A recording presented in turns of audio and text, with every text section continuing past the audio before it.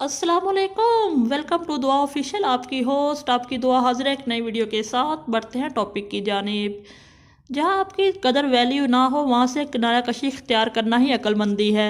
अपनी वफात से कबल एक वालिद ने अपने बेटे से कहा कि मेरी ये घड़ी मेरे वालिद ने मुझे दी थी, जो कि अब से साल पुरानी हो चुकी है। लेकिन इससे पहले कि मैं तुम्हें दूं, किसी सुनियार के पास से ले जाओ और इनसे कहो कि मैं इसे बेचना चाहता हूँ।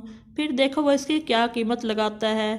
बेटा सुनियार के पास घड़ी ले गया। वापस आकर इसने अपने वालिद को बताया कि सुनियार इसके 25,000 कीमत लगा रहा है, क्योंकि ये बहुत पुरानी है। वालिद ने कहा कि अब गिरवी रखने वाले के पास जाओ। बेटा गिरवी रखने वाले के पास लेकर गया और बताया कि गिरवी रखने वाले ने इसकी कीमत 1500 रुपये लगाई है, क्योंकि ये बहुत ज़्यादा इस्तेमाल शुदा है।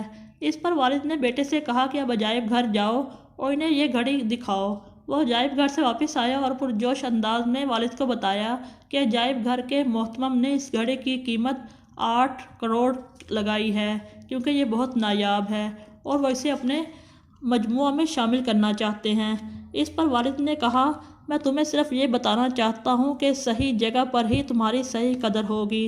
अगर गलत जगह पर तुम्हारी बेकदरी हो जाए तो तुम गुस्सा मत होना। सिर्फ वही लोग जो तुम्हारी कदर पहचानते हैं वही तुम्हें दिल से दाद देने वाले भी होंगे।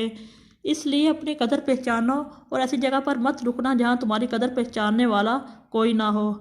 तो दोस्तों, ये थी एक खूबसूरत नसीहत। मिलेंगे नेक्स्ट वीडियो में, तब तक के लिए अल्लाह हाफिज़।